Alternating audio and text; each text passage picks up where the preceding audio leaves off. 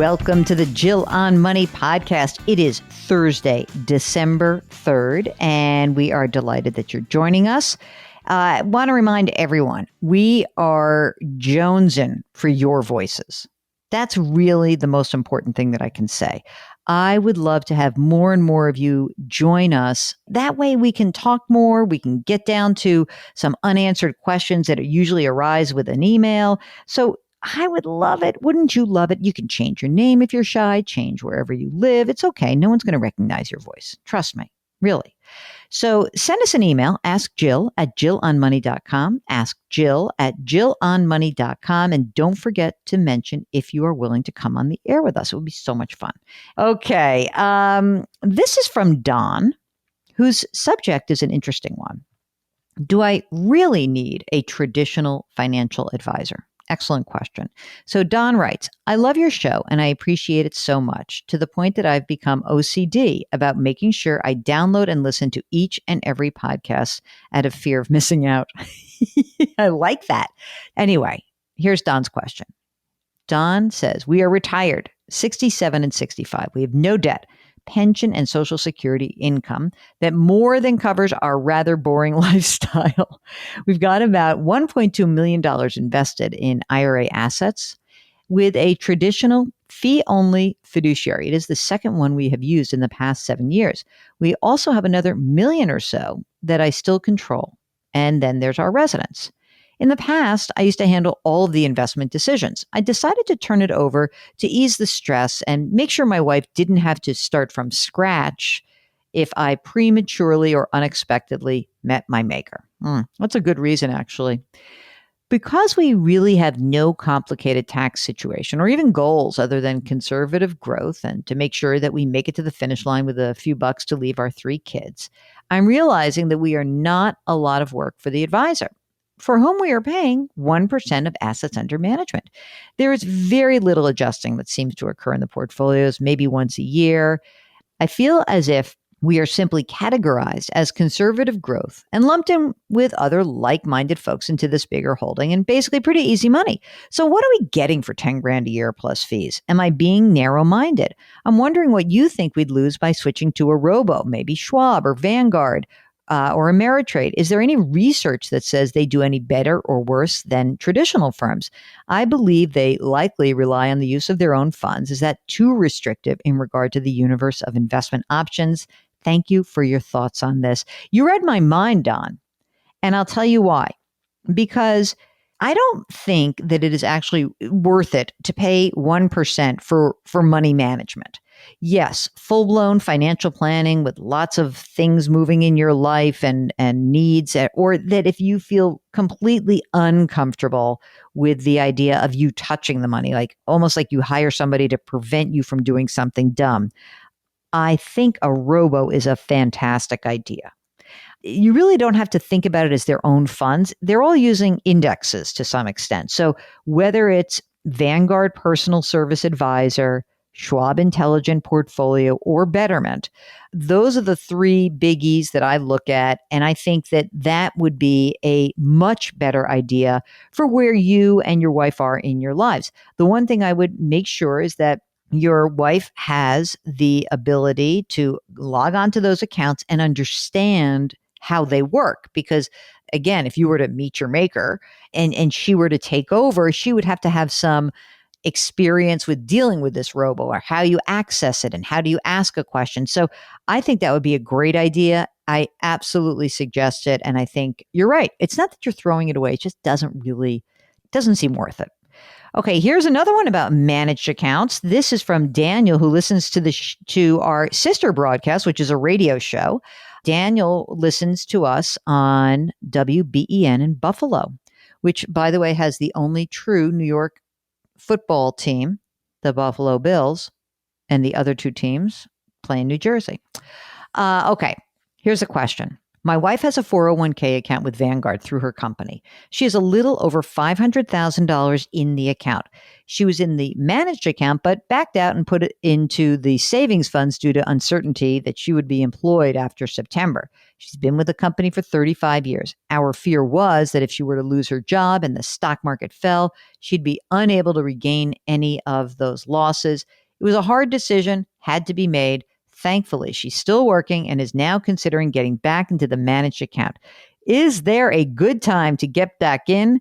Meaning, should we wait until the market is down or doesn't it matter? Thank you. Mark, would you like to answer that question? I'll let you. Oh, Mark wants to know if do you possess the magic crystal ball that would have actually allowed him to hold on to his Bitcoin and sell it when it rose to new highs this past week? He says that tongue in cheek. No, we don't like to time the market here. Get back in, do what you got to do. And I don't think you made the right decision in the first place. When everyone listening here who feels like there's no other decision to make, I want you to give us a holler. Send us an email at askjill@jillonmoney.com because there are often things that you can do that would make a lot more sense than going to cash. I don't care how much the market would fall. All right? Esteban writes, thank you. And Mark, the silent hero, again, for offering a calming voice above all the noise of 2020. My wife and I are close to retirement. Next year. Wow. They've been savers throughout their careers. He writes, we have a fiduciary financial advisor who charges 1% of assets under management. They manage our brokerage accounts, which is about $1 million. For this 1%, we get complete financial, tax, and estate planning. Wow. That's amazing. The struggle we're having is that when we retire, an additional $2 million will be transferred under the management, and that will result in $30,000 per year in management fees. Yikes. We trust them. We've been happy with them. I think it would be hard for us to manage ourselves. 30 seems like a lot. My question, how do you help yourself justify this fee? Do we keep 401ks in our employers until we turn 60 and then do the transfer at that point? Can you talk about the balancing act between paying 1% versus services offered versus DIY insecurities? Thanks again for the difference you and Mark are making daily in our lives. Okay, this is different than the previous note, right? Because here we have someone who's really happy and getting this wide berth of services, right? Complete financial, tax, and estate planning. So here's what I would do. Ask if they would reduce their 1% AUM fee. Maybe you could say, we've been paying 1%. It just seems like a lot. I mean, if we add this $2 million, it's a lot of money being added. Could you give us a break? There are many firms that will have a sliding scale so that, once you go over $2 million, it might be 80 basis points, 0.8. Or once you go over $3 million, it go to 0.6. I don't know what that is, but I'd at least find that out. Then what I would do is I absolutely would keep your 401k in your employer plan until you need to access it. And maybe you just do that and keep it in there. It really does beg a conversation with these folks. You are entitled to have that conversation. It's very hard to do. People always get very embarrassed about it. But I think it would be a good idea to have the conversation. I would definitely have the conversation with them. Okay, Ricky writes, oh, this is so nice. Here was the subject. Happy Thanksgiving.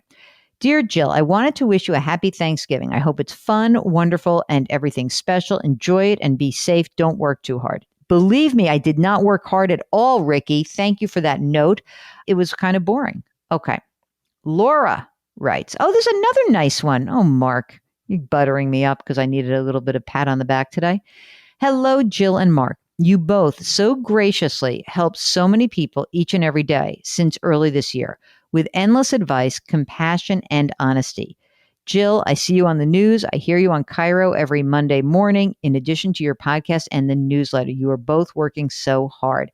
I want to take the time to ask how you are doing. How are each of you holding up during this crazy time? Are you taking care of yourselves? I hope you're taking time during the holiday season, whatever holiday you recognize, to relax, enjoy your family safely, and stay healthy. Thank you from a big fan and faithful podcast listener, Laura. Mark, how nice is that, right? Mark is hanging on by a thread, but that is only because our research associate, Theo, also known as Mark's son, has decided to give up a napping habit that was really helpful. And so if any of you have helpful tips for how Mark is not going to lose his mind while Theo doesn't nap, you can send that. And then we both are somewhat compulsive Peloton riders. So that's what we do. So, Laura, thank you so much for checking in on us. We are taking care of ourselves. We are both being very careful about families, etc. And the other thing that we do is we binge various things. So, Mark just finished Succession. I got him on the Queen's Gambit. Now I'm watching The 12. I did The Undoing, Mark, on HBO. I got 2 more episodes to go with that one. So, oh yeah. Oh, speaking of Succession, Mark tells me we got an email from a listener who was unhappy that we aired the interview because he had no idea what Succession was. Dude, come on now. Just open your mind. You hear an interview, just Google the thing called Succession. It's really fun. It was a great interview. I listened to it again, Mark. I was very happy with it. It really was. All right, you can send in your pissiness also. We'll take it under advisement. But I like Laura's a lot more. So thank you so much for writing us. That means the world to us. We really do appreciate it. So, as always, remember you can send us your emails. Ask Jill at jillonmoney.com. Ask Jill at jillonmoney.com. And if you're on the website at jillonmoney.com, you can subscribe to this pod or send us over to somebody who should subscribe. And as always, as the virus is spiking and the world is getting crazier and crazier, wash your hands, wear your masks, maintain your physical distancing, and please try to do something nice for somebody today. We'll talk to you tomorrow.